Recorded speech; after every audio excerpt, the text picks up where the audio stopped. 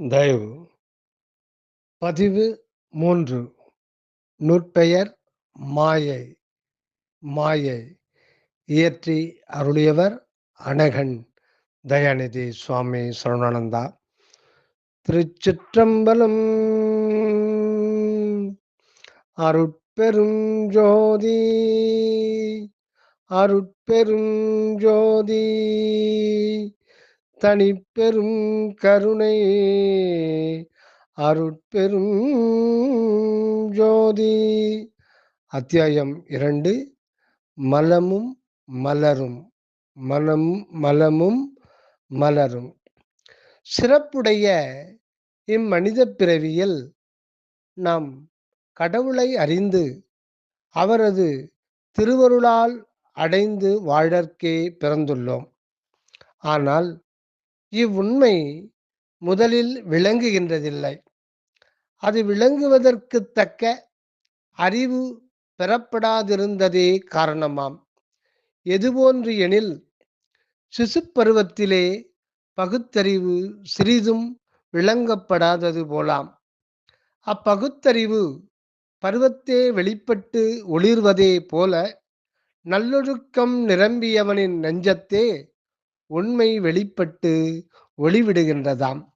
மேற்படி அபக்குவ மறைப்புத்தான் மலமாக கூறப்படும். மறைப்பு மாசு, பாசம், கழிவு பொருள், பக்குவ விளைவுக்கு துணை கருவி பொருள் ஆகையெல்லாம் விளங்குகின்றது இந்த மலமே. உடல் நல்வளர்ச்சி பெற்று திட சக்தியோடு திகழ நாம் உட்கொள்ளுகின்ற ஆகாரத்தின் சத்து பொருள்களே வழங்குகின்றன. இந்த சத்து பொருள்கள் உணவு பண்டங்களில் கலந்துள்ளன. உட்கருவிகளின் உதவி ஆற்றலால் உணவிலுள்ள சத்துக்கூறு பிரித்து கொள்ளப்பட்டது வேண்டப்படாத சக்கை பொருளாக வெளிப்படுத்தப்படுகின்றது மலமே. இது பின்னர் உரப்பொருளாகிய சத்தாக மாறி மறுபடியும் உதவிக்கு வந்துவிடுகின்றது. இதே மாதிரி நமது அகஞான வளர்ச்சிக்கு வேண்டிய பொருள் உடம்பு புறப்பிரபஞ்சத்தினின்று பிரித்து ஏற்றுக்கொள்ளுகின்றது.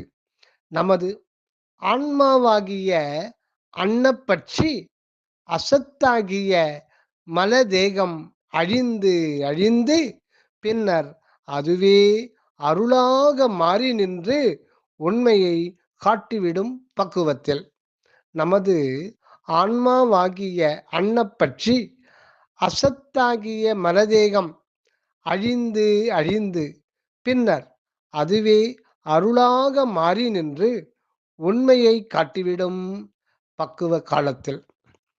மும்மல விளக்கம்.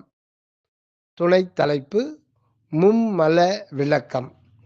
மேற்குறிக்கப்பட்ட மலம் 3 வகைப்படும். அவை 1 ஆணவம், 2 மாயை, 3 கண்மம். அதாவது ஆணவமலம், மாயாமலம், கண்மமலம் என்பர். இந்த 3 மலங்களோடு கூடிய ஆன்மாவே பசு எனப்படும். இந்த மலபாசம் பசுவுக்கு இருவினை ஒப்பு, அதாவது நல்வினை தீவினைகளை சமமாய் பார்த்தல் வரும் வரை சார்ந்து கொண்டே இருக்கும். அந்த வினை ஒப்பு வரும்போது திருவருள் பதிதலாகிய சக்தி நிபாதம் வந்து பதி அனுபவம் சித்திக்கும் என்ப. பதி பசு பாசம் என கூறப்படுகின்ற 3ம் நித்தியம் என்பது சைவ சித்தாந்த கருத்து. ஒரு ஆன்ம பசு பாசத்தால் பந்தமுற்று பின் பக்குவப்படும்போது அப்பாசம் நீங்க பதியை அடைகின்றதாம். இருள் வெளிச்சத்தை சாராது வெளிச்சம் வந்திட அந்த இருள் முன் நிற்காது. இக்கருத்தை திருமூலர் ஒரு செய்யுளில் குறிப்பிடுகின்றார். பதி பசு பாசம் என பகர் 3ல் பதி பசு பாசம் என பகர் மூன்றில் பதியினைப் போல் பசு பாசம் அனாதி. பதியினைப் போல் பசு பாசம் அனாதி. பதியினை சென்று அணுகா பசு பாசம். பதியினை சென்று அணுகா பசு பாசம். பதி அணுகில் பசு பாசம் நிலாவே. பதி அணுகில் பசு பாசம் நிலாவே என திருமந்திரத்தில் ஓதியுள்ளார். இதில் பதி பசு பாசம் என்ற மூன்றும் அனாதி என குறிக்கப்பட்டுள்ளன. அதாவது கடவுளும் ஆன்மாவும் உலகமும் அனாதியாம். கடவுள் பதி, ஆன்மா பசு, உலகம் பாசம். இவைகளை முத்தணி பொருள்களாகத்தான் நோக்குகின்றனர் பலரும். சித்தாந்தி, அதாவது சைவ சித்தாந்திகள் சிவபதி ஒருவரே என்றும் ஆன்ம பசுக்கள் அனந்தம் என்றும் அப்பசுக்களை பாசம் சூழ்ந்து கொண்டே உள்ளது என்றும் கூறுகின்றனர். பாசமாகிய மும்மல சகிதராகிய ஆன்மாக்கள் சகல ஆன்மாக்கள் எனப்படுவர். இவர்கள் இருவினையை திருவினையாகிய திருவருட்செயல். இவர்கள் இருவினையை, அதாவது நல்வினை தீவினையை திருவினையாகிய திருவருட்செயலென காணுகின்ற பரிபாகமுற்ற காலையில் கண்மம் என்ற மல நீக்கம் பெறுகின்றார்கள். இவர்களெல்லாம் அருட்செயலாக கண்டு நிற்கும் பிரளயாகலர் எனப்படுவர். இவர்களெல்லாம் எதையும் அருட்செயலாக கண்டு நிற்கும் பிரளயாகலர் எனப்படுவர். மும்மலங்களில் கண்மம் என்னும் ஒரு மலம் அற்றவர்கள் இந்த பிரளயாகலராகி பின்னர் மாயாமலம் நீங்குகின்ற போது இருமலம் போய்விட விஞ்ஞானகளர் ஆகின்றனர். இவர்கள் காட்சியில் பார் முதல் பூதம் பரத்தில் மறைகின்றது. அபக்குவத்தே பரத்தை மறைந்திருந்த பார் முதல் பூதம் பக்குவத்தே பரத்தில் மறைந்தது பார் முதல் பூதமே என்ற அனுபவம் பெறப்பட்டதாம்.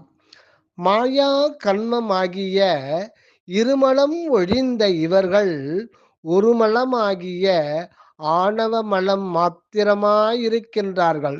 இவர்கள் சுத்த ஆன்மாக்கள். திருவருளாலே தற்போதம் என்னும் ஆணவமாகிய மூலமலம் ஒழிக்கப்பட வேண்டியவர்களாவர். தான் கெட்டு அதுவாகி ஒடுங்கிப் போவது பதி அனுபவமாம். இங்கு அப்பதியே பசுவுக்கு பூரண அருள் செய்கின்ற போது தான் அந்த பசு பாச நிலை ஒழித்து சிவானுபவம் சித்திக்கின்றதாம். பசுபாசம் பதியை சென்று அடைவது அல்ல. ஏனெனில் பாசம் என்பது ஜடம், உணர்வு அற்றது. பசு என்கின்றது தற்சுதந்திரமற்றது. சர்வ சுதந்திரராகிய பதி, அதாவது கடவுள் ஒருவரால் தான் பாச நீக்கி பசுவை ஐக்கியப்படுத்திக் கொள்ள முடியும். அடுத்த துணை தலைப்பு சித்தாந்த கருத்து. மேற்படி சித்தாந்த உண்மையை விட ஒருபடி தாழ்ந்தது வேதாந்த கருத்து. எதனில் கடவுளாகிய பிரம்மம்தான் உண்மையில் உள்ளது. கடவுளாகிய பிரம்மம்தான் உண்மையில் உள்ளது. அதுவே நீ. மற்ற ஜெக ஜீவ பரமாகிய தோற்றம் எல்லாம் மாயை, மித்தை, பொய் என உபதேசிக்கின்றது. இந்த உபதேசத்தை நம்பி தேகப்பற்று அறாத ஒருவன் உலகைய தோற்றத்தை துச்சமாக கருதி நானே பிரம்மம் என பாவனை செய்து கொண்டிருப்பதால் என்ன பயன் உண்டாம்? எல்லாம் பொய்த்துப் போய் பிறவி நஷ்டமே ஏற்படும். ஆதலின் இந்த மார்க்கம் உதவாது. இங்குதான் நம் மாயையின் உண்மை உபயோகப்பட உள்ளதாம். அதாவது இந்த மாயா தோற்றம் மயங்கி விருப்பு கொண்டு போற்றிக் கொள்ளவோ, இந்த மாயா தோற்றம் மயங்கி விருப்பு கொண்டு போற்றிக் கொள்ளவோ அல்லது வெறுத்து தள்ளவோ ஏற்பட்டது அல்ல ஒருவர்க்கு. திருவருளே அங்ஙனம் மாயையாய் சூழ்ந்து நலம் செய்ய வந்துள்ளதாம். ஆதலின் அருள் அறிவால் நம் பதி அல்லது பிரம்மமே நம்மோடு ஒன்றி இருக்கின்றார் என்றும் அருள் செய்யவே மாயாக்காரிய உலகாய் சூழ்கின்றார் என்றும் உணர்ந்து கொள்ள வேண்டும். இதற்கு திருஅருட்பாவில் வள்ளலார் அருளிய ஒரு பாடல் இது அனுபவ உதாரணம். பரமதனோடு பரமதனோடு உலகுயிர்கள் கற்பனையே எல்லாம் பகர் சிவமே என்றறிந்தோம். ஆதலினால் நாமே பிரம்மம் ஆதலினால் நாமே பிரம்மம் என பிறர்க்குரைத்து பொங்கி வழிந்தாங்கே பேசுகின்ற பெரியவர்த்தம் பெரிய மதம் பிடியேல் பிறர்க்குறை நாமே பிரம்மம் என பிறர்க்குரைத்து பொங்கி வழிந்து அங்கே பேசுகின்ற பெரியவர்தம் பெரிய மதம் பிடியேல் உரமிகு பேருலகுயிர்கள் பரம் இவை காரியத்தால் உள்ளனவே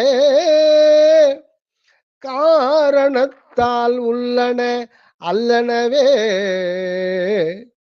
உரமிகு பேருலகு உயிர்கள் பரம் உரமிகு பேருலகு உயிர்கள் பரம் இவை காரியத்தால் உள்ளனவே காரணத்தால் உள்ளன அல்லனவே.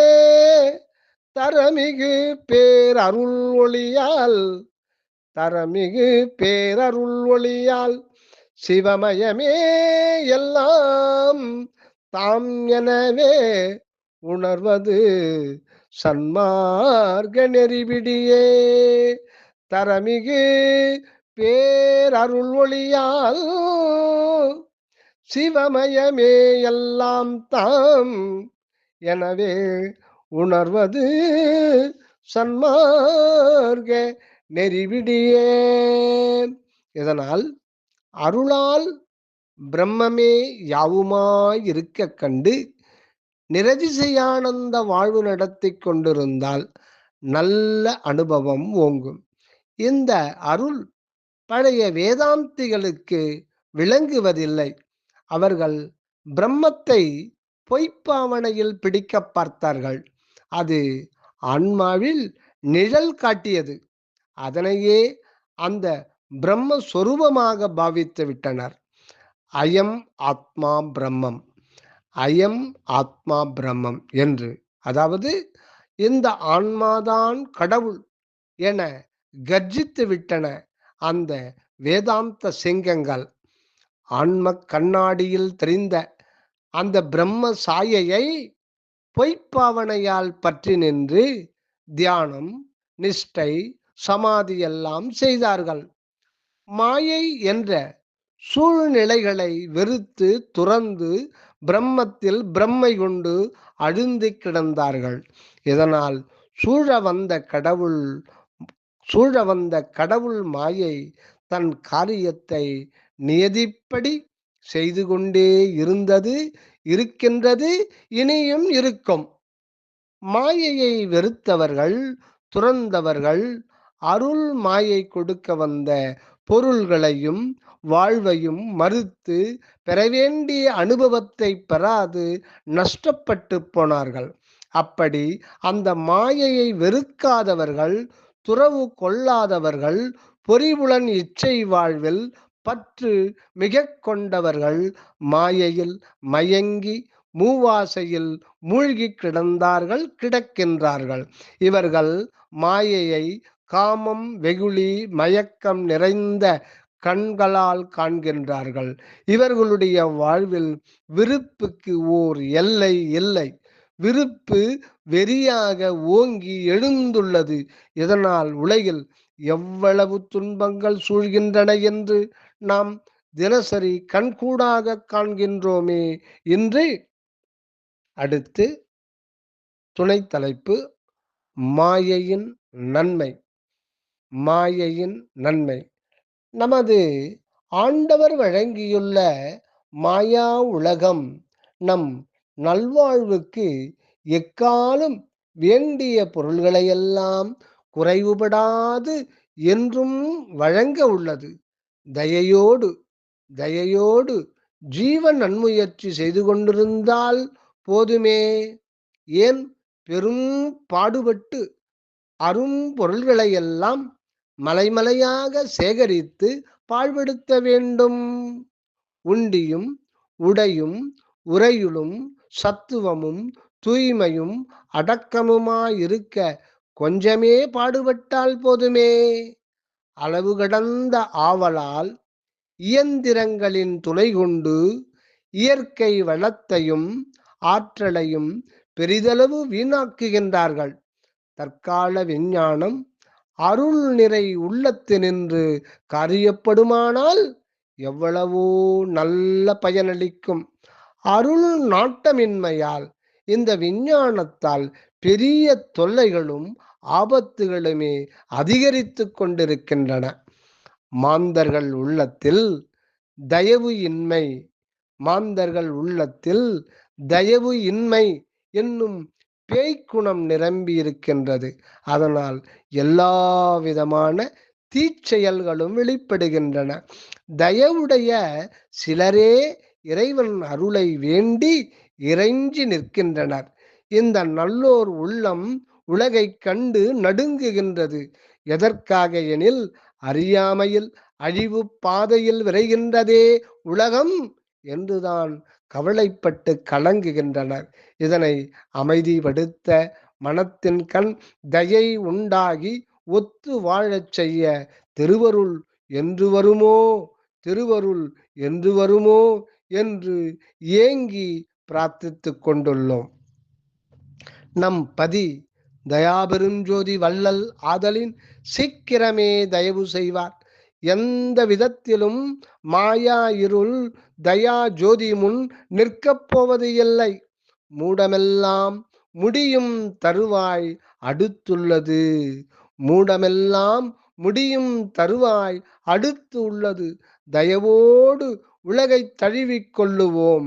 சைவம் தடைத்தனம் நாட்டில் அச்சைவ பதியாம் அன்பு கடவுள் அணகமுற வேண்டும் என்பது திரு உள்ளமாக உணர்த்தப்படுகின்றோம்.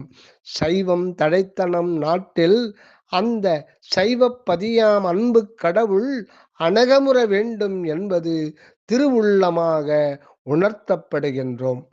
முன்பு கண்ட திரிபுடி, அதாவது பதி பசு பாசம், திரிபிடி உண்மை ஒருபிடியாக உலகிற்கு உதவ வருகின்றது இச்சமயம். அடுத்து துணை தலைப்பு அருட்பெரும் கடவுள். அருட்பெரும் கடவுள் எல்லாம் வல்லவர் என்றும் எல்லாம் ஆனவர் என்றும் எங்கும் உள்ளவர் என்றும் சச்சிதானந்தர் என்றும் விளங்குகின்ற நம் அருட்பெருஞ்சோதி பதி ஒருவரே உள்ளார் என்பதை திருவருளால் உள்ளபடி அறிந்து கொண்டிருக்கின்றோம். அந்த அருட்பெரும் பதியை தவிர எவ்வுலகத்தும் எக்காலத்தும் பிரிதொரு தலைவர் இல்லை என்றும் அறிகின்றோம்.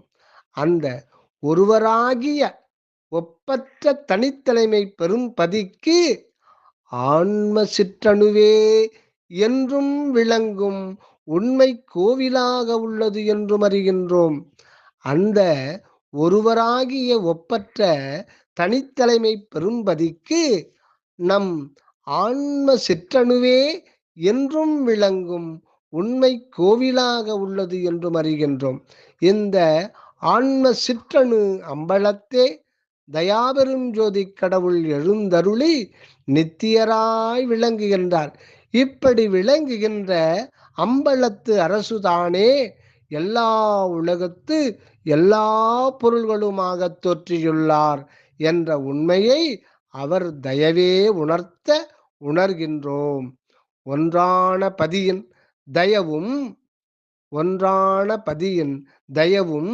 தயா ஐந்தொழிலும் அளவு கடந்தது ஆதலின் அவர் விளங்கும் ஆன்மாவும் அதனை சூழ் ஐந்தொழில் நடனமும் அளவுக்கு உட்படாத எண்ணிக்கையில் அளவு கடந்த நெடுங்காலம் விளங்குவனவாம். கடவுள் தயவினால் அன்றி இந்த ஒன்றான தயாபெரும் ஜோதிபதியை கண்டுகொள்ள முடியாது. கடவுள் தயவினால் அன்றி இந்த ஒன்றான தயாபெரும் ஜோதிபதியை கண்டுகொள்ள முடியாது. பண்பட்ட மனத்தின் பகுத்தறிவுக்கு அப்பாலாய் இந்த தயா ஞானம் திகழ்வதாலே மற்ற எதனாலும் நம் பதியை கண்டுகொள்ளவே முடியாது. புறத்தில் காணும் எந்த உயிரிலும் எந்த பொருளிலும் எந்த இடத்திலும் எந்த காலத்திலும் நம் பதியை காண முடியாது. ஆகையால் நாம் பிறர் வடிவில் விக்கிரகத்தில் தந்திர மந்திர இயந்திரங்களில் பிரிதொரு உலகத்தில் பிற பொருள்களில் சக்திகளில் மற்றொன்றில் நம் பதி இருப்பதாக கருத வேண்டாம், பாவிக்க வேண்டாம். உண்மையில் அவைகளில் எங்கும் இருப்பினும் அங்கு காண்டற்கு இல்லை. உண்மையில் வெளிப்பட்டு விளங்குகின்ற இடம் சுத்த தயாஞானம் விளங்குகின்ற நம் ஆன்மத்தளி ஒன்றே ஆகும். இந்த இடத்தில்தான் தயாஞான கண்ணுக்கு தோற்றி என்றும் விளங்குகின்றார் நம் பதி. இங்கு எழுந்தருளி இருக்கின்ற ஒன்றான பதியே எங்கும் என்றும் யாவுமாய் விளங்குவதாய் அறிந்து கொள்ள உதவது. இது மிக மிக மிக முக்கியமான பரா. மீண்டும் ஒருமுறை கவனமாக கவனிப்போம். புறத்தில் காணும் எந்த உயிரிலும் எந்த பொருளிலும் எந்த இடத்திலும் எந்த காலத்திலும் நம் அருட்பெருஞ்சோதி பதியை காண முடியாது. ஆகையால் நாம் பிறர் வடிவில் விக்கிரகத்தில் தந்திர மந்திர இயந்திரங்களில் பிரிதொரு உலகத்தில் பிற பொருள்களில் சக்திகளில் மற்றொன்றில் நமது அருட்பெருஞ்சோதி பதி இருப்பதாக கருத வேண்டாம், பாவிக்க வேண்டாம்.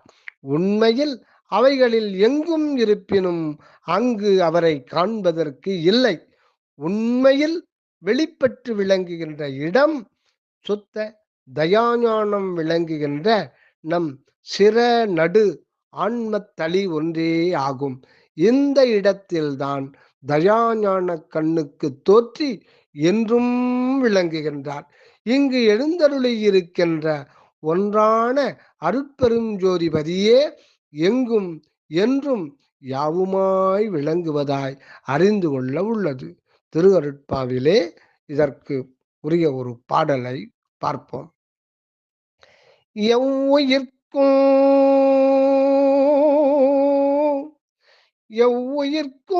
எப்பொருட்கும்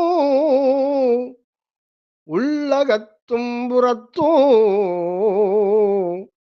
எவ்வுயிர்க்கும் எப்பொருட்கும் உள்ளகத்தும் புறத்தும் இயலுண்மை அறிவின்ப வடிவாகி உண்மை அறிவின்ப வடிவாகி நடிக்கும் மெய்ப்பொருளாம் சிவம் ஒன்றே. இயல் உண்மை இயல் அறிவு இயல் இன்ப வடிவாகி நடிக்கும் மெய்ப்பொருளாம் சிவம் ஒன்றே என்றறிந்தே நினக்கு விளம்புகின்றேன் மடவாய் நீ கிளத்துகின்றாய் மீட்டோ இப்பொருள் அப்பொருள் என்றே இசைப்பதென்னே இப்பொருள் அப்பொருள் என்று இசைப்பதென்னே பொதுவில் இறைவர் செய்யும் நிரதிசய இன்ப நடந்தனை நீ பப்பரவே காணுதியே அத்தருணத்து எல்லாம் பட்டநடு பகல் போல வெட்ட வெளியாமே இப்பொருள் அப்பொருள் என்றே இசைப்பதென்னே பொதுவில் இறைவர் செய்யும் நிரதிசய இன்ப நடம் தனை நீ பப்பரவே காணுதியேல் அத்தருணத்தெல்லாம் பட்டநடு பகல் போல வெட்ட வெளியாமே. திருவருட்பா.